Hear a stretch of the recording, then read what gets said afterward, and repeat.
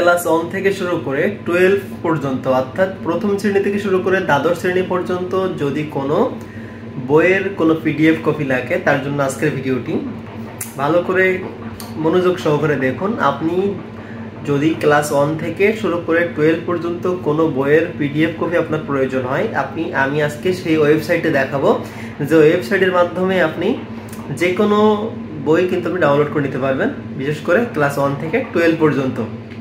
তো শুধুমাত্র 25 সালেরটা না, আপনি 25 সাল থেকে শুরু করে পেছনের বিগত যত ব্যাচ আছে সম্ভবত 2013 পর্যন্ত এই ব্যাচের আপনি যে কোনো সালের যে কোনো বই আপনি কিন্তু এখান থেকে ডাউনলোড করে নিতে পারবেন। তো চলুন খুব সহজে আমি আমার মোবাইল স্ক্রিনে আপনাদেরকে খুব সহজে দেখিয়ে দিচ্ছি। তার জন্য চলে যাব আমরা গুগল ক্রোম অথবা আপনার যে কোনো ব্রাউজারে আপনি যেতে পারেন। আমি আমার গুগল ক্রোমে গেলাম, গিয়ে এখানে লিখবেন এনসিটিভি। দেখেন এই ওয়েবসাইটে লিখবেন nctv.gov.bd। এটা লেখার পরে এটা সার্চ দিবেন। এটা জাতীয় শিক্ষা কার্যক্রম, এই যে জাতীয় শিক্ষাক্রম ও পাঠ্যপুস্তক বোর্ড এনসিটিভির একটা ওয়েবসাইট। আমরা এখানে আসবো। এখানে আসার পর একটু খেয়াল করেন, এখানে মেনু আছে। আপনারা যদি কম্পিউটারে করেন তাহলে দেখেন ডেস্কটপ সাইট হলে আপনারা এই মেনুগুলোর উপরে দেখতে পাবেন। মেনুগুলোর যে এই যে উপরে দেখা যাচ্ছে, উপরে দেখতে পাবেন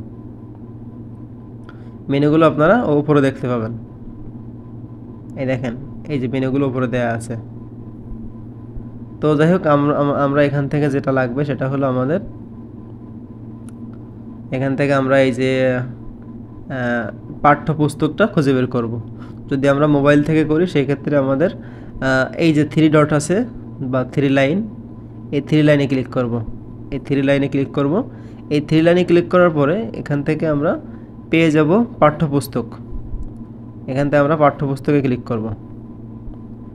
খেয়াল করেন পাঠ্যপুস্তক, এখানে পাঠ্যপুস্তক ক্লিক করার পরে এখানে দেখেন নতুন বছরের পাঠ্যপুস্তক এবং আর্কাইভে রয়েছে যে 2017 পর্যন্ত, ঠিক আছে। এখানে পাঠ্যপুস্তকের তালিকা রয়েছে।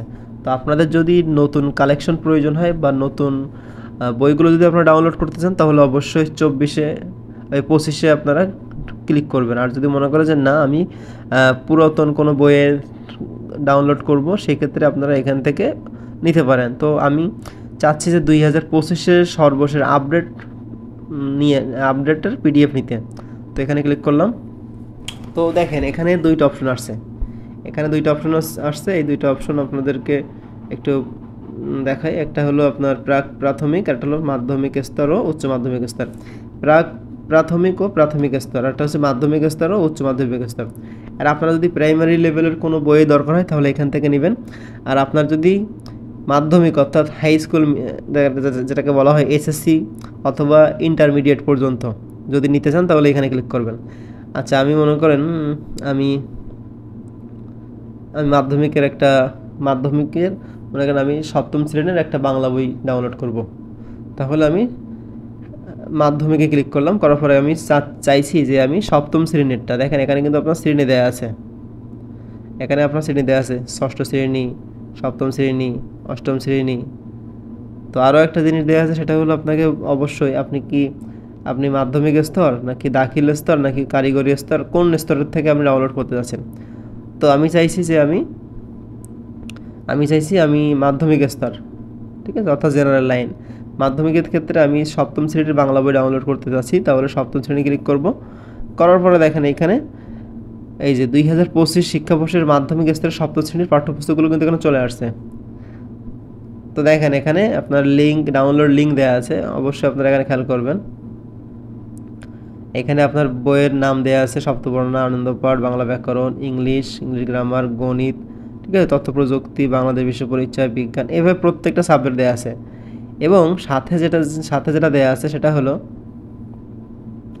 সাথে আপনার ডাউনলোড লিঙ্ক দেওয়া আছে। দেখেন সব ডাউনলোড কিন্তু লিঙ্ক দেওয়া আছে, ডাউনলোড লিঙ্ক দেওয়া আছে। আপনি কিন্তু এখান থেকে ডাউনলোড লিঙ্কে ক্লিক করে আপনি ডাউনলোড করে নিতে পারবেন। যেহেতু আমি সপ্তবর্ণনা বাংলাটা চাইছি, আমি এখান থেকে এই ডাউনলোডে ক্লিক করব। তো ডাউনলোডে ক্লিক করার পর এখানে আমার মেইল চলে আসবে। আমি যে কোনো একটা মেইল আমি এখান থেকে করে দেবো, দিলে আমার দেখেন সেই সপ্তবর্ণনার আমার কিন্তু পিডিএফ ফাইলটা কিন্তু আমার এখানে ওপেন হয়ে যাচ্ছে। দেখেন এখানে বলছে যে এটা হলো আমার বই, এটা আমার বই। আর এটার সাইজ কত এখানে দেখাচ্ছে, এটা সাইজ 19 মেগাবাইট। তো এখানে দেখেন এটা কিন্তু আমার সপ্তম শ্রেণীর বাংলা বই, খেয়াল করেন, সপ্তবর্ণ সপ্তম শ্রেণীর বাংলা বই আমি কিন্তু ডাউনলোড করে ফেললাম। তো এটা সেভ হয়েছে কিনা কী করে বুঝবেন বা সেভ করবেন কিনা, এখানে ক্লিক করবেন, আবারও দেখাই, এই 3 ডটে ক্লিক করবেন, 3 ডটে ক্লিক করবেন, এই 3 ডটে ক্লিক করবেন। 3 ডটে ক্লিক করার পরে আপনারা কি করবেন, 3 ডটে ক্লিক করার পরে এখানে পেয়ে যাবেন আপনাদের ডাউনলোড পেয়ে যাবেন। আপনারা ডাউনলোডে ক্লিক করবেন, এখানে ডাউনলোডে ক্লিক করবেন, ডাউনলোডে ক্লিক করলে কিন্তু এটা ডাউনলোড হয়ে যাবে। ডাউনলোড ক্লিক করলাম, দেখেন ডাউনলোড কিন্তু হয়ে গেছে। আমি আমার এটা দেখাই, ডাউনলোড হয়ে গেছে, ডাউনলোড হয়ে গেছে, এই দেখেন ডাউনলোড হয়ে গেছে, এটা কিন্তু আমার ডাউনলোড হয়ে গেছে। তো আপনারা যে কোনো সাবজেক্ট যে কোনো ক্লাসের বই আপনারা কিন্তু এখান থেকে পিডিএফ আকারে ডাউনলোড করতে পারবেন, যেটা আপনি পরবর্তীতে ডাটা খরচ ছাড়া অর্থাৎ অফলাইনে বসে কিন্তু আপনি এই বইগুলো পড়তে পারবেন। তো ভিডিওটি কেমন লাগলো অবশ্যই জানাবেন এবং আপনাদের মতামত জানাবেন। যদি ভালো লেগে থাকে, যদি উপকারী মনে হয়, তাহলে অন্যকে দেখার সুযোগ করে দেবেন।